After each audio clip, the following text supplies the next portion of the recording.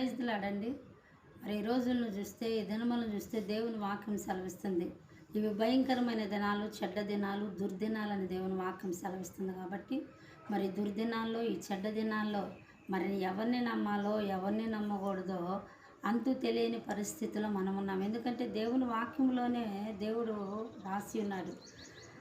నీ మంచంలో పండుకున్న నీ స్నేహితుడిని కూడా నమ్మొద్దని. కాబట్టి ఎవరిని నమ్మినా, ఎవరిని నమ్మకపోయినా కానీ మనం యెహోవాను ఆశ్రయిస్తే, ఆయన్ని నమ్ముకున్న వారికి ఏ మేలు చేయక మానదని దేవుని వాక్యం సెలవిస్తుంది. కాబట్టి మనం నమ్మేది దేవుణ్ణి మాత్రమే నమ్మాలి.